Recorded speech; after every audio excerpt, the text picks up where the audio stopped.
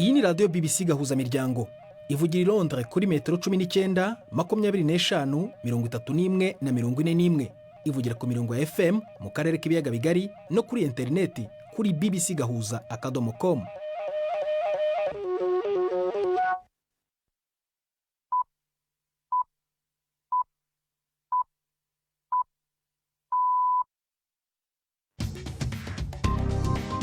Ubu ni saa 10 n'igice ku isaha mpuzamahanga ya GMT, ni saa 12 n'igice ku masaha yo mu Rwanda no mu Burundi. Muri studio muri kumwe na Prudence Ngiyumva. Weriwe hoteza amatwi BBC gahuza miryango aho hose ku isi, kaze kuri radio kuri bbcgahuza.com, kuri Facebook live mu buryo bw'amashusho no ku mirongo migufi ya shortwave. Dore ingingo z'ingenzi z'amakuru turambora mu kanya kuri uyu wa mbere tariki ya 18 z'ukwa munani. Donald Trump yatsindegeye ko perezida wa Ukraine Volodymyr Zelensky ashobora kurangiza intambara rwana n'Uburusiya ako kanya niba bishaka. Abivuze mbere y'inama ategereje guhuriramo na Zelensky n'abategetsi b'ibihugu by'Uburayi bifasha Ukraine i Washington kuri uyu wa mbere. Umutwe w'inyeshyamba wa M23 urwanya ubutegetsi muri Repubulika ya Demokarasi ya Kongo uravuga ko utazasubira mu biganiro by'amahoro i Doha muri Qatar niba amahame yo kurangiza intambara yubahirijwe ku buryo bwuzuye. Bashaka iki? Turasaba icyambere ko bareka kudutera yuko nibo badutera buri munsi. Cyakabiri turasaba ko barekura imfungwa zacu yuko zabo zose twarazirekuye, natwe twatanze liste y'imfungwa zacu zirenga 700 ziri mu mapurizo y'Kinshasa, turasaba ko zirekurwa. Hari n'imikino muri aya makuru ayobowe na Jacques Niyitegeka.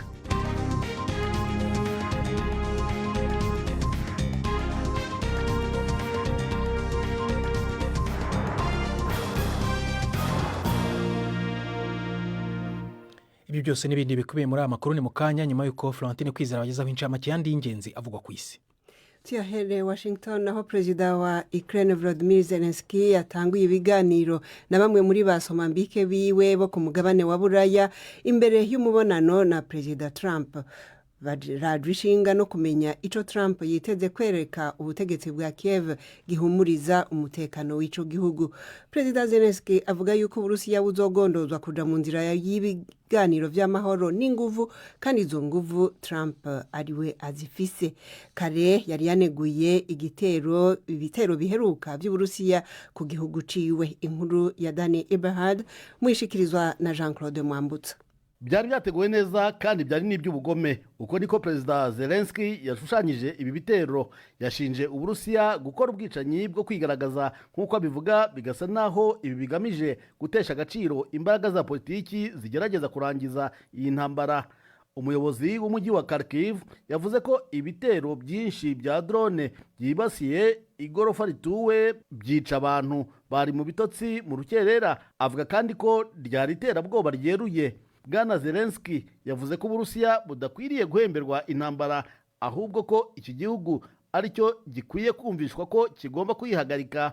Mbere ye umukuru wa Amerika Donald Trump we yari yavuze ko perezida wa Ukraine ari we ushobora guhagarika igihe icyo ari cyo cyose iyi ntambara niba abishaka.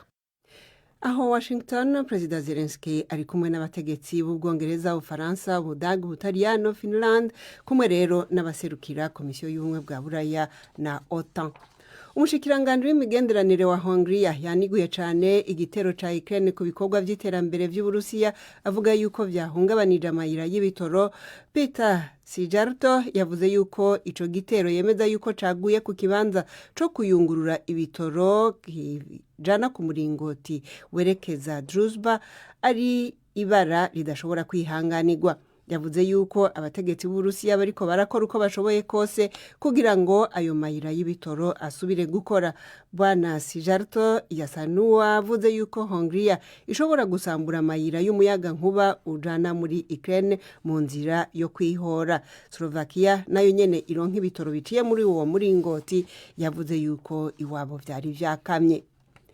Sentare yo muri Tanzania yabujije itangazamakuru gutangaza ikibiriraho urubanza rwa Tundu Lissu kizigenza mu batavuga rumwe na leta ari gwicaha co guhemuka.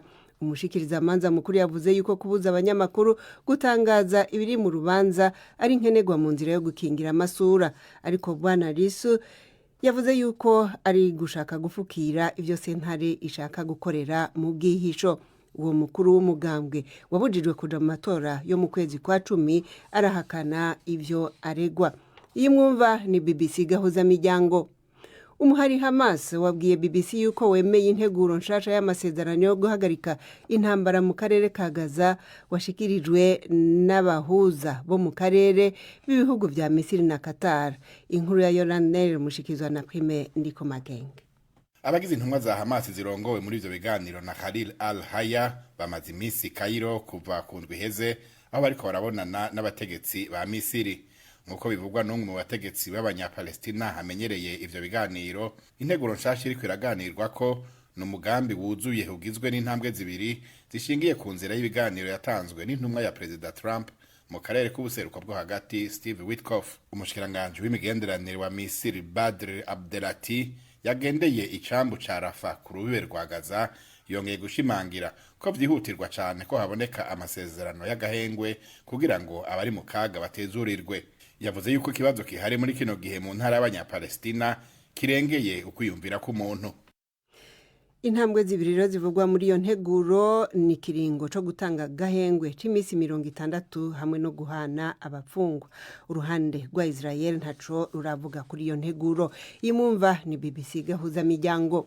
Ubutegetsi bwa gisirikare muri Burkina Faso bwirukanye userukirishira hamwe mpuzamakungu muri ico gihugu. Itangazo ryo kwirukana Carol Fleur Meshezniak ryasohotse inyuma y'icegeranyo kivuga ku bugizi bwa nabi bukorerwa abana mu njyane ziri muri ico gihugu, kikerekana mu buryo bwimbitse ibyabaye mu kiringo c'imyaka 2 bigera ku 200 byerekeye abana bishwe, abafashwe ku nguvu n'abandi bahohotewe mu buryo butandukanye, kikarega ibi byaha impande zompi no kuvuga igisirikare ca leta n'abayigwanya. Ubutegetsi bwa Burkina Faso bumenyesha yuko butigeze bubazwa muri kuvyerekeye ico cegeranyo. Nangirize i Dubai aho igipolisi cashoboye kugarura diama yari yibwe ifise agaciro ka miliyoni 25 z'amadolari, gita muri yompi abantu 3. Iryo buye ry'agaciro rikaba ryibwe umudandaza wo ku mugabane wa Buraya yari yahenzwe ko agiye guhura n'umutunzi kugira ngo arimwereke. Abapererezi karuhariwe bavuga yuko bifashishije ubwenge bukorano canke artificial intelligence mu gufata ubasuma. Inyuma y'amasaha make gusa bashoboye no kugarura iyo diama yari maze gutekegwa muri frigo yariko yerekeza mu gihugu cyo ku mugabane wa Aziya batavuze izina. Prudent Rakoze Florentine kwizera ko amakuru ya BBC.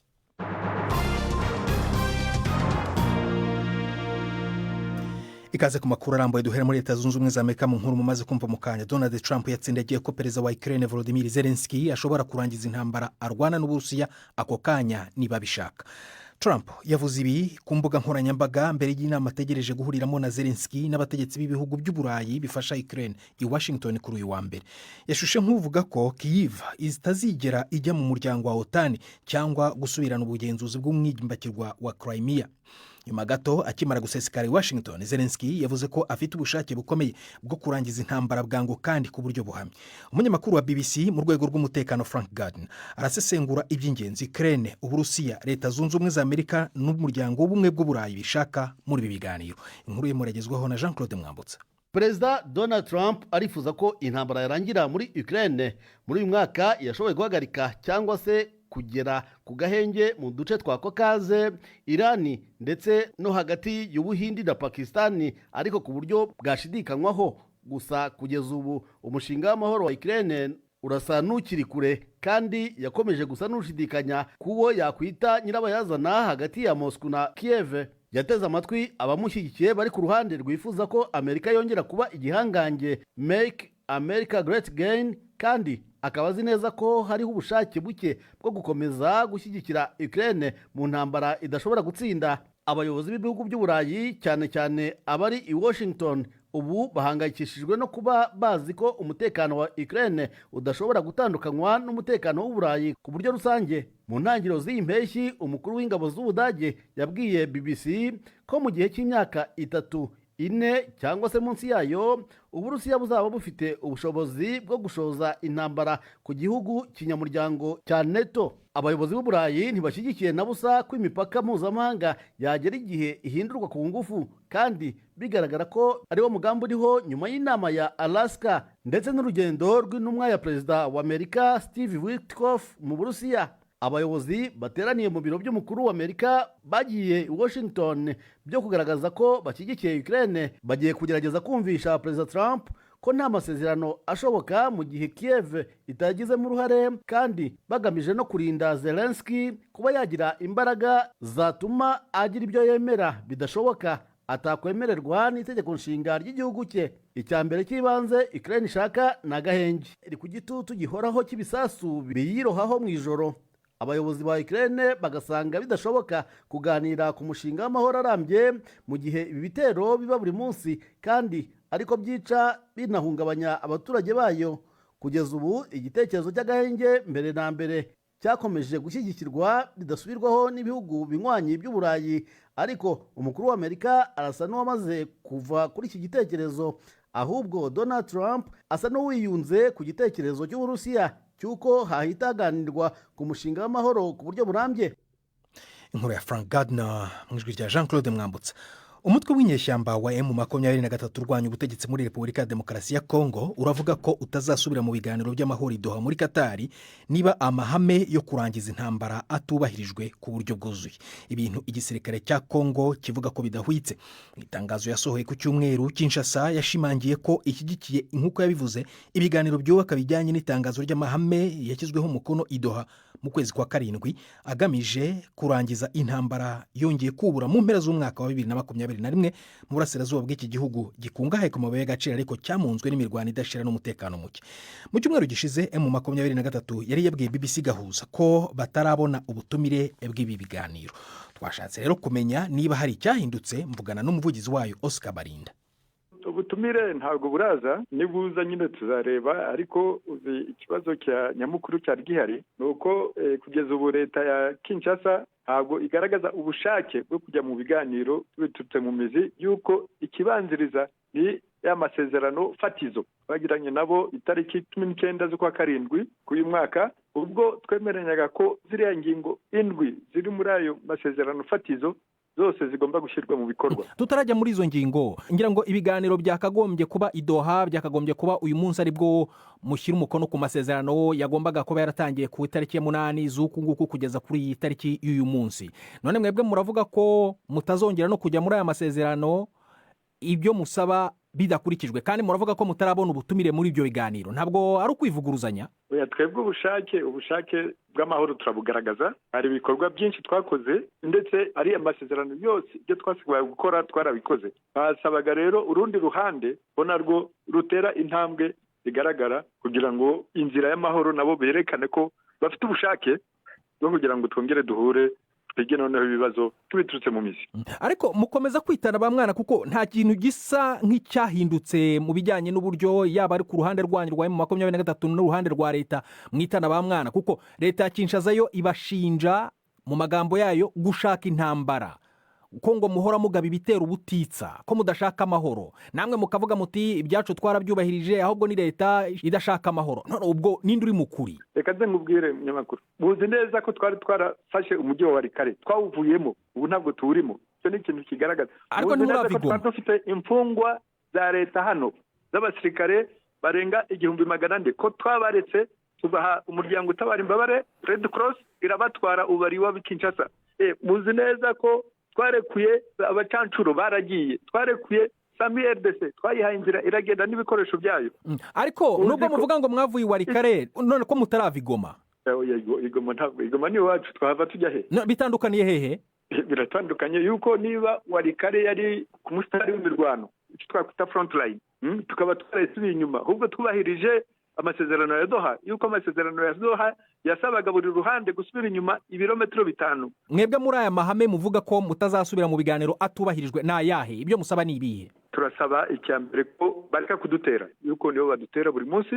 Cyakabiri turasaba ko barekura imfungwa zacu, yuko zabo zose twarazirekuye. Natwe twatanze liste y'imfungwa zacu zirenga 700 ziri mu mapurizo y'i Kinshasa, turasaba ko zirekurwa. izo nizo ngingo ebyiri musaba gusa zo kurekura izo mfungwa zanyu ndetse no guhagarika ibyo bitero muvuga ko leta ibatera. Hari ibindi, hari amabanki y'abaturage bafunze hano, amafaranga y'abaturage hano bafatiranye hano muri iyi migi turimo, hari abantu bacu bakiriwe imanza bakatirwa urwo gupfa, none barashaka kuza kuganira n'abo bantu barebana mu maso kandi barakiriwe urwo gupfa, baratanze intuza za mandate zo kubafata mu mahanga yose. Ibyo bintu ntabwo biba byubaka icyizere cyo kugira ngo noneho habe ibiganiro biganisha ku mahoro arambye. Ni ukuvuga ngo niba mbyumva neza, nubwo ubwo butumire muvuga ko mutarabona mububonye, ibyo musaba bitaragerwaho, ntabwo muzitabira ibyo biganiro. Niyo yaba ingingo ya mbere yo gutangirira, niyo ngingo yonyine mushaka ko ibiganiro bishingiraho. Kuri ubu iyo ntangiriro y'ibiganiro. Ibyo bintu ko bisa nkaho bishobora kubonwa nk'amananiza ashobora kwerekana ko ibiganiro bishobora kutaba. Oya, nta mananiza arimo, yuko twe ibyacu twarabikoze. Niba se twarumvikanye ko buri muntu akwiriye gusubira inyuma ibirometero 5 ngo hazemo ingabo zidafite aho zibogamiye zituzemo hagati, kugira ngo noneho tujye mu biganiro imirwano yahagaze burundu, agahenge ka burundu kari muri ariya masezerano fatizo ya Doha. Oscar Barinda, muvugizi w'umutwe M23, turacyagerageza kureba uruhande rwa leta ya Kongo, ariko ntabwo turarubona kugeza ubu ngubu. Turakomeza gushakisha. BBC Gahuza igeze ku isaa 1:15 mu Rwanda no mu Burundi. Urayumva no kuri Kisoro FM muri Uganda no kuri bbcgahuza.com. Mukanya turakomeza nyuma y'akaruhuko k'amasegonda 5 gusa.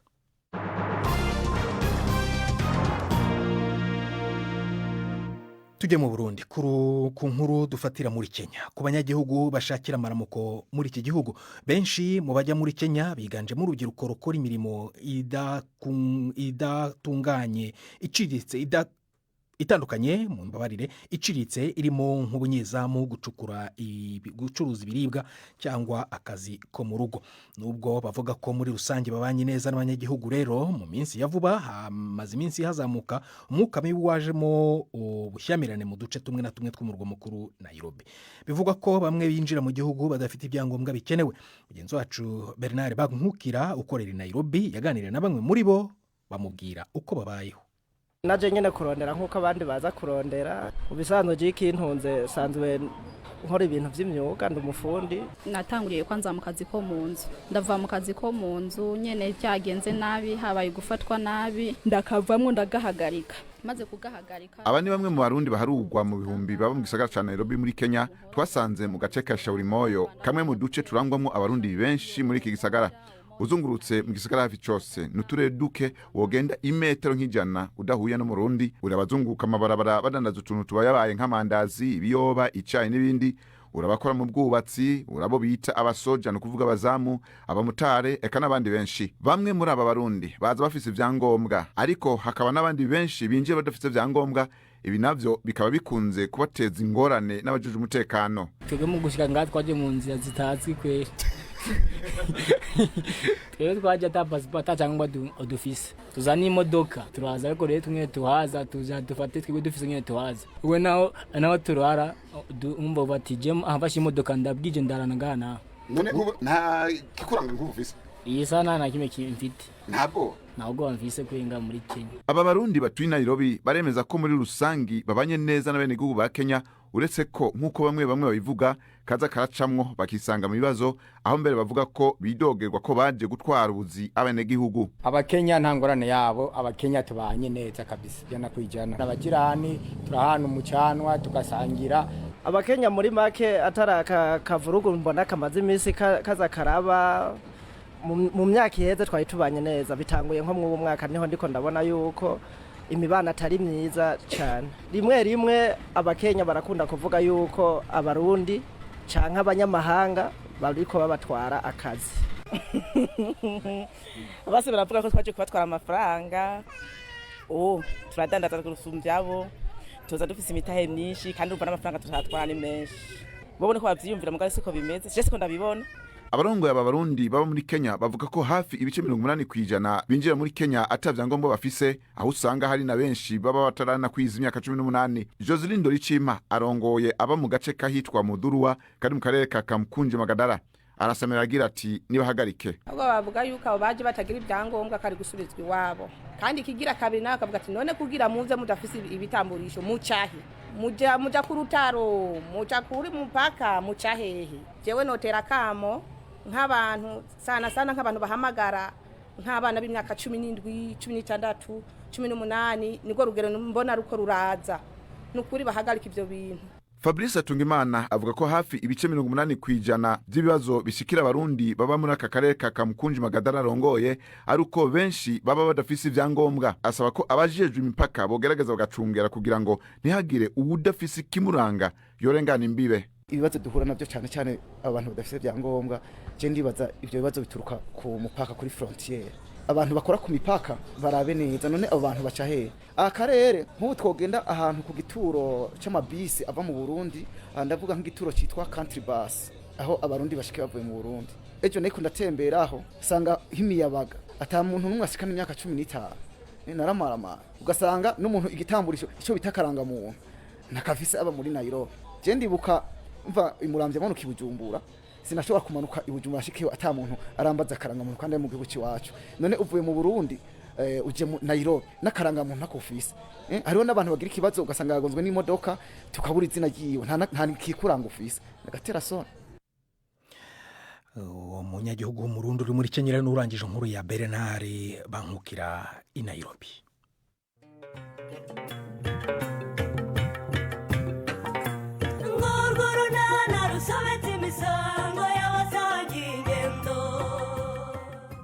Mu kiganiro nacyo kuri wa kabiri twabateguriye iyo ndobo y'amazi suyijyanye he mukobwa ja ngiye kwiyuhagira. Mukobwa ja ngo giye koga none se gitangaza ni ikihe kuba ngiye koga simperuka kwitsirita mu cyumweru gishize se ntabwo byumvikana nimugoroba wavuye guhinga uraza uriryamira udakarabye n'amaguru none ngo ubukagiyemo niho ubanje koga ngiye ariko ntabwo ngiye mu kazi byagenze biteze ni 12:45 kuri BBC. Sango na hejo kuwa kabiri hano kuri BBC Gahuza reka none tujye mu mikino na Yves Bucyana. Mwireho neza abakunzi b'imikino kuri BBC mpere kuri shampiyona y'Ubwongereza English Premier League. President Manchester United mu isura nshya cyane mu busatirizi bwayo yaraye ikubiswe na Arsenal ku kibuga cyayo Old Trafford igitego kimwe ko busa. Mateus Cunha na Brian Mbeumo by'umwihariko bagaragaje ibishashi by'ikizere Manchester United bitezeho muri iyi shampiyona batera icyugazi n'igihunga ba myugariro ba Arsenal Gabriel Magalhaes na William Saliba mu gice kinini cy'umukino Arsenal itakinnye ku buryo bunogeye ijisho ariko ntiyari bikeneye kuko igitego rukumbi cya Ricardo Carafiori cyaturutse ku mwambi w'ishoti ya corner mu minota 13 ya mbere cyari gihagije ku bakinnyi ba Mikel Arteta ngo batahana amanota 3 y'ingenzi. Manchester United 0 Arsenal 1. Ni intsinzi ikomezwa nuko nubwo Man U imaze igihe kinini yarahwereye ugereranyije n'amateka yayo mu mikino 18 ya Premier League Red Devils heruka gucakirana na mukebe wayo ku kibuga Old Trafford imbere y'uwejo hashize The Gunners yari yaratsinze 2 gusa. Igitego Arsenal yatsinze ni cya 31 yinjirije kuri corner muri shampiyona kuva mu ntangiriro za 2023 2024 ibintu bitarakorwa n'indi kipe muri Premier League. Hagati aho muri icyo gihe Man United yo ifite umuhigo usebeje wo kwinjizwa 23 biturutse kuri iyo mipira yapfubye izwi nka dead balls mu Cyongereza. Cyakora n'umukino utarahiriye ba rutahizamu bashya ku makipe yombi yaba umunya-Slovenia Benjamin Sesko wahawe iminota 25 n'umutoza Ruben Amorim cyangwa Victor Gyökeres kuri Arsenal wakinnye 60 nta gikomeye bakoze mu kibuga kizasigara mu rwibutso rw'abafana. Mu yindi mikino Chelsea yahagamwe na Crystal Palace Stamford Bridge ndetse haburaga gato ngo Palace icyura amanota yose mbere y'uko igitego cya Eberechi Eze cyangwa n'umusifuzi. Nottingham Forest yatsinze Brentford 3-1 naho Manchester City yandagaza Wolves iyitsinda 4-0 mbere y'uko Tottenham yiherera na Burnley yazamutse mu cyiciro cya mbere iyitsinda 3-0. Liverpool ishaka kwisubiza igikombe yatwaye muri shampiyona iheruka yabonye amanota 3 yiyushya kuya itsinda Bournemouth 4-2 mu mukino wabimbuye Premier League. Mu ijoro ryo kuri uyu wa mbere umunsi wa mbere wa shampiyona nshya urasozwa na Leeds yazamutse mu cyiciro cya mbere yakira Everton. Urakoze cyane President.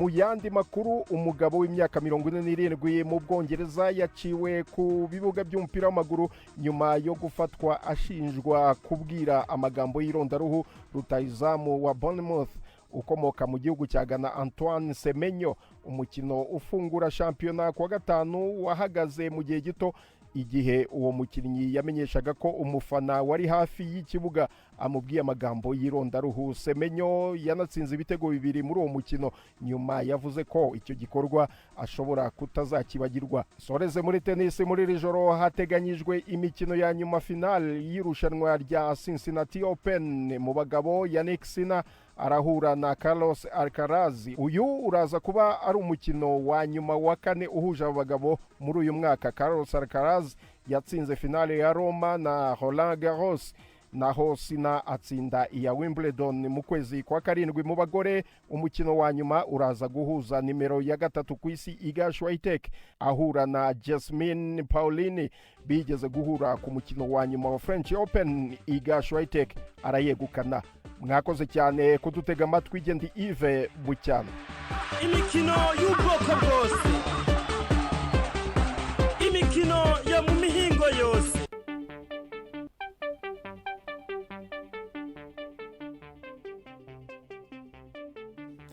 Tugumane na Yves Bucyana ku murongo wa telefone, noneho ariko tuvuge ku mikino yo guhatanira igikombe cya Afurika ku bakinnyi bakina imbere mu gihugu. Iri rushanwa rizwi nka CHAN riri kubera mu bihugu bya Tanzania, Kenya na Uganda, akaba ari kwikurikirana ari Kigali mu Rwanda. Imikino y'uyu munsi iteganyijwe kubera mu mujyi wa Kampala, iratangira mu kanya saa moya ku masaha mu Rwanda no mu Burundi. Yves, irushanwa rigeze mu mahina ya 1/4. Imikino y'uyu munsi ni yihe, ni zihe kipe zihabwa amahirwe yo kuba zagira muri icyo cyiciro? Breda, Uganda irahura na Afrika y'Epfo, naho Algeria ikine na Niger.